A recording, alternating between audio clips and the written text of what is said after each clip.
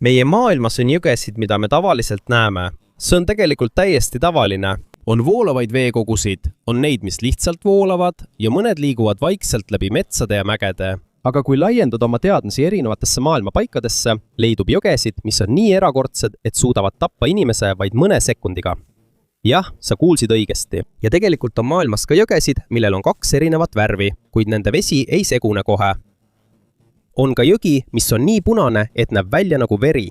Ja on olemas ka jõgi, mis on nii kuum, et suudab hetkega ära kõrvetada kõik, mis sinna kukub, vaid mõne sekundiga. Jõgi on laiem kui 2 sõidurajaga tee. On olemas selline, mille värv on tõesti eriline. On olemas ka jõgi. Hot for 6.24 punane veri. Meid on tõelised kohad, mida teadlased uurivad siiani, kuna nende vesi käitub kummaliselt. Ja üks esimesi näiteid sellest asub Brasiilia Amazonase vihmametsa südames. Siin võib näha niinimetatud vete kohtumist. Aga enne kui me arutelu alustame, palun anna üks like ja telli ka meie kanal. See on meile sisuloojatele väga suureks abiks. Alustame siis. See on üks Lõuna-Ameerika kõige kuulsamaid loodusnähtusi. Kui vaadata ülalt, näeb see välja nagu 2 hiiglaslikku jõge, mis voolavad kõrvuti, kuid ei segune kohe. Ühel pool näed Rio Negro tumedat vett. Teisel pool on Rio Solimoisi helebruun vesi, mis on osa Amazonase jõe süsteemist. Üllatav on see, et kuigi nad voolavad kõrvuti, jääb nende vahele selge joon mitme kilomeetri ulatuses. Tundub, nagu oleks vee keskel nähtamatu sein. Tavaliselt, kui 2 jõge kohtuvad, segunevad nende veed kiiresti. Aga siin ei juhtu see kohe. Ja põhjus pole mitte maagia, vaid teadus. Teadlaste ja NASA satelliitvaatluste kohaselt on nende 2 jõe omadused väga erinevad. Rio Negro on soojem, voolab aeglasemalt ja selle vesi on happelisem. Selle tume värvus tuleneb lagunevatest lehtedest ja taimedest. Vihmametsast tulles näeb vesi välja nagu tee või kohvi värvi. Kuid isegi kui see on tume, on üllatav, et see on isegi selgem kui teised jõed, sest selles on vähe muda ja setteid. Samal ajal pärineb Rio Solimois Andide mägedest. Kui see jõgi mägedest alla voolab, seguneb vette palju muda, kive ja setteid, mistõttu muutub selle värvus helepruuniks. Selle vee temperatuur on samuti külmem ja voolukiirus kiirem. Kuna temperatuur, voolukiirus ja tihedus on erinevad ja 2 jõe keemiline koostis on erinev, siis nad ei segune kohe, kui kokku saavad. Nad on nagu õli ja vesi, mida üritatakse kokku segada, aga nad ei taha kohe ühineda. See nähtus on nii suur, et seda olevat näha isegi kosmosest. Ja mida kauem nad voolavad, alles siis hakkab vesi aeglaselt segunema tänu õhule, lainetele ja jõe hoovuste keeristele. Aga enne kui see juhtub, näeb kõige ainulaadsemat vaadet kogu planeedil. Ja mitte ainult Brasiilias pole sellist nähtust. Šveitsis on veel üks jõgi, mis näib olevat 2 erinevaks värviks jagatud. Siin kohtuvad Rooni jõgi ja Arbe jõgi Genfi lähedal. Roone on türkissinine, sest selle vesi on selge ja pärineb Alpide mägedest. Samal ajal on Arbe jõgi mudane ja tuha värvi, sest see kannab endaga palju setteid liustikest ja mägedest. Kui need 2 jõge kokku saavad, on nende värvi erinevus nii selge, et see näeb välja nagu töödeldud foto. Aga see on täiesti tõeline. Ja nagu Brasiiliaski on ka siin teaduspõhjuseks, miks need veed kohe ei segune. Vee voolukiirus, tihedus ja koostis on erinevad. Lihtsamalt öeldes, kuigi mõlemad on jõed, on need nagu 2 erinevat maailma, mis ajutiselt koos voolavad. Ja samal ajal, kui on jõgesid, mis on erilised oma värvi poolest, leidub maailmas ka jõgesid, mis on veelgi üllatavamad oma äärmise ohtlikkuse tõttu.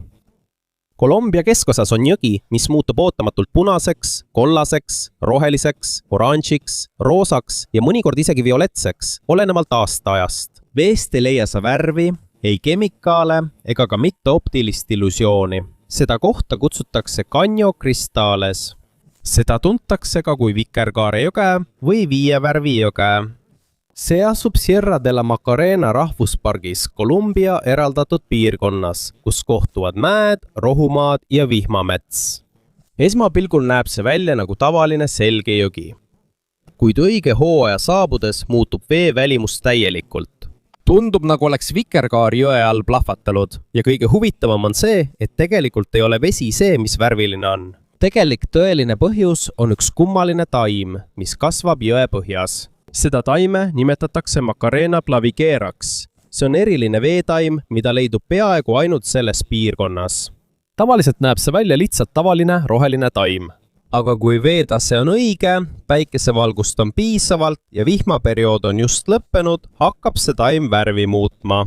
Kogu jõesäng muutub erksaks, punaseks, roosaks, oranžiks, kollaseks ja roheliseks. Kuna jõevesi on selge, on värvilised taimed põhjas pealtpoolt hästi näha. Seetõttu näib kogu jõgi ise värviline. BBC ja National Geographicu raportite kohaselt on värvimuutus seotud päikesevalguse, veetaseme, temperatuuri ja taimede seisundi kombinatsiooniga. Kui vesi on liiga kõrge, ei jõua piisavalt valgust taimedeni. Kui aga on liiga kuiv, ei suuda need ka korralikult elada. Seetõttu ilmuvad selle kõige erksamad värvid ainult mõneks kuuks aastas. Ja igal aastal näeb jõgi välja erinev. On aegu, mil punane värv on domineerivam. Teistel aastaaegadel tulevad rohkem esile rohelised või kollased toonid. See tähendab, et on peaaegu võimatu näha seda täpselt samasugusena 2 korda.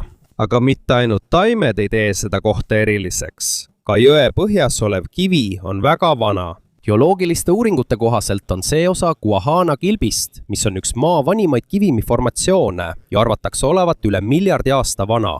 Väga pika aja jooksul on siia kogunenud erinevaid mineraale iidse vee ja setete voolu tõttu. Ja tänu selge vee, mineraalide rikka kivimi ja sobiva kliima kombinatsioonile sai sellest täiuslik keskkond Macarena clavigera eluks. Lihtsalt öeldes väga palju asju peab kokku langema, et selline ainulaadne jõgi saaks tekkida. Ja veel üks üllatav asi on see, et see koht oli maailmale pikka aega peaaegu tundmatu. 20. sajandi suure osa jooksul oli see piirkond ohtlik relvakonfliktide tõttu Kolumbias. Piirkonnas tegutsesid mässulised rühmitused, narkokaubitsejad ja toimusid sõjalised operatsioonid, mis tõttu oli see koht tol ajal paljudele turistidele suletud. Seetõttu nägid seda jõge tol ajal vaid vähesed inimesed. Aga kui piirkond muutus 2000-ndate alguses järk-järgult turvalisemaks, hakkas siia tulema üha rohkem turiste ja teadlasi. Ja kui selle jõe pildid internetis levima hakkasid, sai sellest kiiresti üks Lõuna-Ameerika kõige erilisemaid loodusimesid. Aga kui see jõgi näib olevat looduse looming, mis on mõeldud inimese imetlemiseks, siis meie järgmine jõgi on vastupidine. Sest juba selle värvi esmapilgul on selge, et siin on midagi valesti. Kui on olemas jõgi, mis näeb välja nagu vikerkaar tänu värvikatele taimedele, siis Euroopas on jõgi, mis tundub otse teiselt planeedilt pärit. Hispaania edelaosas on jõgi, mis on punase ja oranži värvi, just kui voolaks seal ainult rooste või veri. Kui sa seda esimest korda näed, arvad kohe, et vesi on väga saastunud või et seal on toimunud mingi keemiline lekkimine. Aga üllatav on see, et see jõgi on juba ammu sellise välimusega olnud. Seda kutsutakse Rio de Nax, mis hispaania keeles tähendab värvitud jõgi või värviline jõgi. Kui see voolab alla Andaluusia mägedest, näeb ümbrus algusest täiesti tavaline välja. Aga kui jõgi jõuab mõnesse piirkonda Niebla linna lähedal, muutub vee värv järsku. See muutub erksaks punaseks, tumedaks oranžiks ja mõnikord peaaegu rooste värvi. Ja selle põhjuseks on geoloogia, metallide ja bakterite kombinatsioon. 1000 aastaid tagasi oli selles piirkonnas väidetavalt aktiivne vulkaaniline tegevus. Selle tõttu jäi maa alla palju sulfiidimineraale ja metallimaardlaid. Asja jooksul hakkasid need metallid järk-järgult segunema vee ja hapnikuga. Siit sai alguse jõe tugev happesus. Vesi on nii happeline, et enamik tavalisi taimi ja loomi ei suuda siin ellu jääda. Teaduslike uuringute ja NASA raportite kohaselt ulatub Rio Tinto mõnes osas pH tase mõnikord umbes 2-ni. See on peaaegu sama happeline kui äädikas või sidrunimahl, kuid isegi nii karmis keskkonnas elavad siin siiski mõned mikroorganismid ja bakterid. Ja siin muutub jõgi veelgi erilisemaks. Mõned Rio Tinto bakterid toituvad ellujäämiseks väävlist ja metallühenditest. Seda tehes mõjutavad nad veelgi veekeemiat. Nad toodavad ka ferrirauda, ainet, mis sarnaneb roostega. Ja see ongi peamine põhjus, miks jõgi on punast värvi. Lihtsamalt öeldes ei ole selle värvi põhjuseks värv. Rooste ja mikroskoopilised organismid muudavad kogu vee punaseks.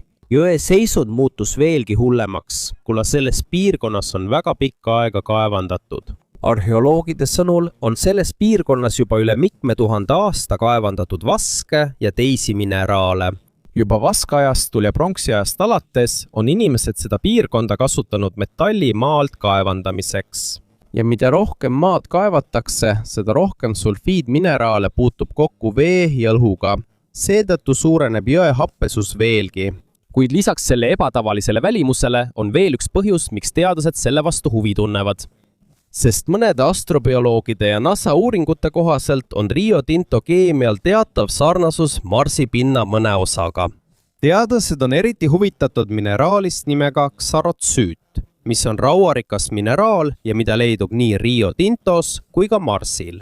Seetõttu kasutavad teadlased seda kohta mõnikord katsealana, et uurida, millist tüüpi elu võiks ellu jääda teiste planeetide äärmuslikes tingimustes. Õitsamalt öeldes aitab see jõgi Hispaanias uurida, kas Marsil võis kunagi elu olla või vähemalt mikroorganisme. Aga isegi kui see punane jõgi on väga erilise värviga, on olemas veelgi hirmutavama värviga vesi, sest meie järgmises kohas pole mitte ainult jõgi verepunane.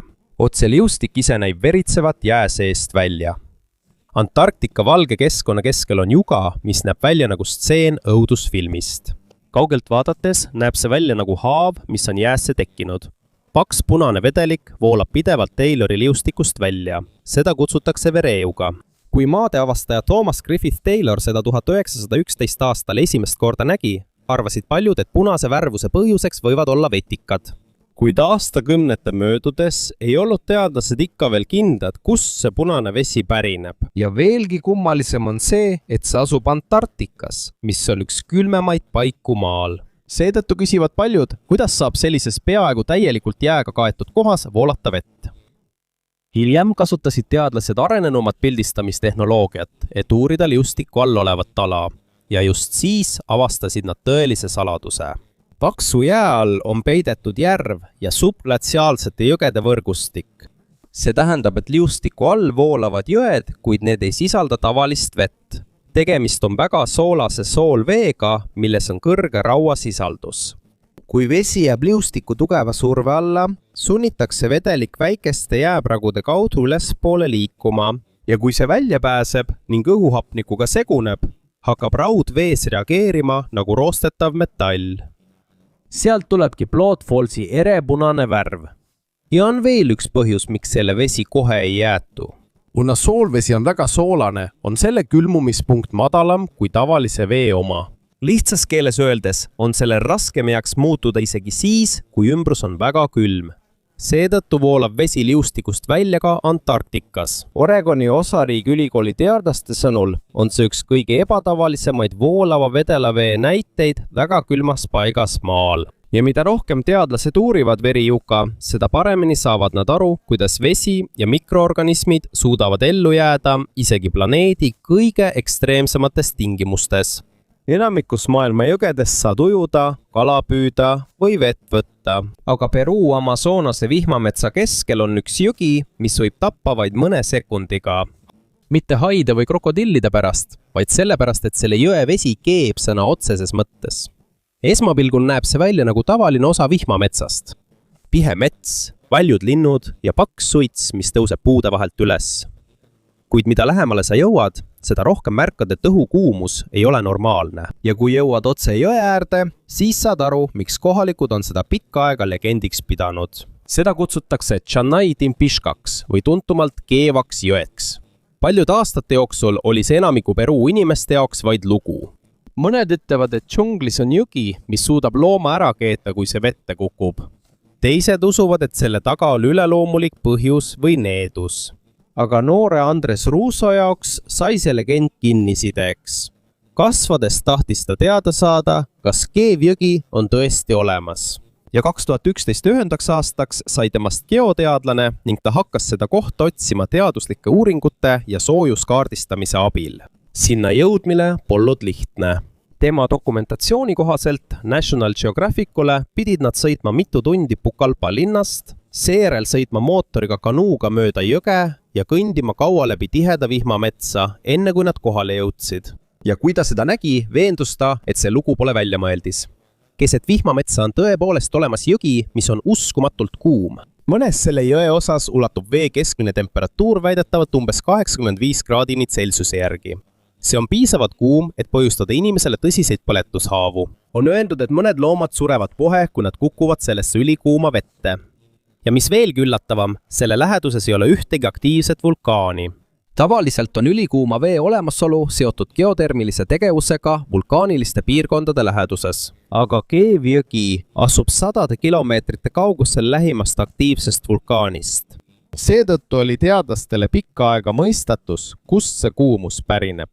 Hiljem uurisid teadused põhjalikumalt jõe ümbruse maa-alust osa ja just siis avastasid nad tõelise põhjuse. Geoloogiliste uuringute kohaselt on selle piirkonna all sügavad praod ja murrangud. Vihmavesi ja põhjavesi imbuvad aeglaselt maa alla. Mida sügavamale need liiguvad, seda kuumemaks need muutuvad planeedi sisemusest tuleva loodusliku soojuse tõttu. Seejärel sunnib liigne kuum vesi end läbi maapinna pragude uuesti ülespoole tõusma. Ja kuna see protsess jätkub pidevalt, tekib otse Amazonase džungli keskel väga kuum jõgi. Lihtsa seletuse järgi toimub maa all justkui hiiglasliku loodusliku veekeetja efekt. Ja Andres Ruusa sõnul võib see olla üks maailmas suurimaid termilisi jõgesid, mis ei ole otseselt ühendatud aktiivse vulkaaniga. Kuid lisaks oma kuumusele on see jõgi oluline ka kohalike põlisrahvaste kultuuri jaoks. Paljude põlvkondade jooksul on nad pidanud seda pühamaks paigaks, mis on osa nende vaimsetest traditsioonidest. Seetõttu ei ole see nende jaoks lihtsalt tavaline jõgi. See on paik, mida tuleb austada.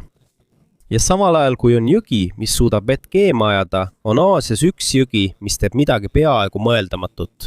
Kambodžas on jõgi, mis ei voola lihtsalt niisama. See muudab 2 korda aastas oma voolusuunda. Tavaliselt voolab jõgi ainult ühes suunas, mägedest mere poole. Kuid Tonle Sapi jõvi Kambodžas on erandlik. Pool aastat voolab see ühes suunas. Seejärel pöördub vool äkitselt ümber. Jah, veevool muutub sõna otseses mõttes vastupidiseks. See asub Kambodža pealinna Phnom Penh'i lähedal, kus kohtuvad Tonle Sapi jõgi ja tohutu Mekongi jõgi. See jõgi on miljonite inimeste elus väga oluline. Siit pärineb suur osa piirkonna kaladest ja elatusvahenditest. Kuid kõige ainulaadsem selle jõe juures on selle vee ebatavaline käitumine vihmaperioodil ja kuival ajal. Kui Kagu-Aasias algab mussoonhooaeg umbes maist oktoobrini, suureneb Mekongi jõe veemaht tugeva vihmasaju tõttu oluliselt. Mekongi jõe vool on nii tugev, et see sunnib Tonle Sapi jõe voolu suunda muutma. Selle asemel, et vesi voolaks välja, voolab see tagasi Tonle Sapi järve poole. Selle tõttu suureneb järv märkimisväärselt. Aruannete ja keskkonnauuringute kohaselt võib järve pindala vihmaperioodil mitmekordistuda. Kuid kui saabub kuiv hooaeg ja Mekongi jõgi nõrgeneb, muutub Tonle Sapi vool taas normaalseks. Ja see voolab jälle järvest eemale. Lihtsamalt öeldes, kogu Kambodža veesüsteem justkui hingab. See suureneb vihmaperioodil ja hakkab siis kuivaperioodil tasapisi kahanema. Ja tänu sellele ainulaadsele tsüklile on Tonle Sapist saanud üks tähtsamaid magevee ökosüsteeme kogu Kagu-Aasias. Kõigist jõgedest, mida oleme näinud, on see ilmselt kõige erilisem. Mitte selle värvi pärast, ka mitte selle soojuse pärast, vaid selle erakordsuse tõttu. Uus-Meremaal on üks jõgi, mida on ametlikult käsitletud nagu inimest, kellel on seaduslikud õigused. Jah, sõna otseses mõttes. Sellel jõel on seaduslikud õigused nagu inimesel või ettevõttel. See on Wanganui jõgi. See on Uus-Meremaa 3. pikim jõgi ja alates kolmapäevast on see juriidiline isik. Seda nimetatakse Wanganui jõeks. See on üks pikimaid jõgesid Uus-Meremaa põhjasaarel. See voolab mägedest kuni Tasmaani mereni. Ja see on juba ammu olnud oluline osa kohalike maoori kogukondade elust. Aga maooride jaoks ei ole Wanganui lihtsalt tavaline jõgi. Nende jaoks on see elav osa nende kultuurist ja esivanemate pärandist. Väga pikka aega on nad uskunud, et nende olemus on otseselt jõega seotud. Nad suhtuvad sellesse nagu pereliikmesse ja just sellepärast on nad kaua võidelnud selle nimel, et jõge tunnustataks ja kaitstaks.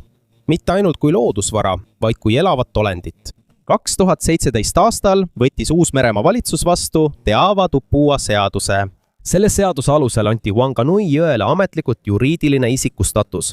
Lihtsalt öeldes tunnistas seadus, et jõel on omaenda juriidiline identiteet. See tähendab, et jõge saab esindada kohtus. Ja on olemas inimesed, kes seaduslikult kaitsevad jõe huve. See ei tähenda, et jõgi oleks tegelikult inimene.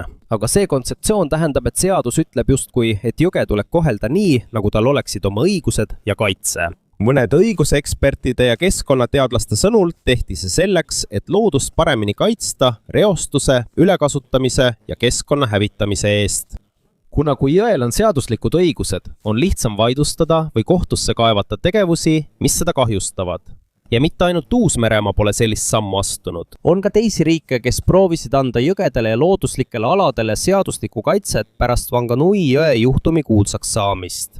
Aga kuigi idee kõlab hästi, muutus olukord siiski keeruliseks. Sest mis saab siis, kui juba on olemas projekte, mis kasutavad jõevett? Üks peamisi küsimusi siin on hüdroenergia ja vee kasutamine Uus-Meremaal. Mõnes jõe osas kasutatakse vett elektri tootmiseks. Ja isegi kui jõel on nüüd juriidiline isiku staatus, kehtivad endiselt varasemad load ja seadused. Seetõttu tekkis pingeline olukord keskkonnakaitse, põlisrahvaste uskumuste ja praktiliste vajaduste nagu energia ja äri vahel. Lihtsalt öeldes ei kao kõik probleemid automaatselt ära ainult uue seaduse tõttu. Kuid paljude keskkonnaorganisatsioonide jaoks on see siiski oluline sümbol, sest see näitab, et loodust on võimalik vaadata mitte ainult kui midagi, mida inimene kasutab, vaid ka kui midagi, mida tuleb kaitsta ja austada. Ja samal ajal, kui üks jõgi on tunnistatud juriidiliseks isikuks, on Antarktikas üks jõgi, mille olemasolu on peaaegu võimatu uskuda. Sest see ei ole ainult jää all peidus, see on ka üks pikimaid maa-aluseid jõgesid, mille teadlased külmunud mandril avastanud on. Viimastel aastatel avastati Antarktika all tohutu subglatsiaalne jõesüsteem. See tähendab, et paksu jääkilbi all voolavad jõed. Ja mis veelgi üllatavam, üks avastatud jõgedest ulatub 100 kilomeetrite pikkuseks. See on isegi pikem kui Thamesi jõgi Ühendkuningriigis. Seda ei ole pinnal näha. Jää all oleva jõe kohta pole ühtegi märki. Kuid kasutades arvutimudeleid, satelliidiandmeid ja radartehnoloogiat, avastasid teadlased järk-järgult Antarktika all liikuva veevõrgustiku. Imperial College Londoni teadlaste sõnul on need jõed olulised jää liikumisel pinnal. Lihtsamalt öeldes toimib jääkilbi all olev vesi nagu määrdeaine. Kui veerõhk on kõrge, libiseb ja liigub sellel olev tohutu jäämass kiiremini.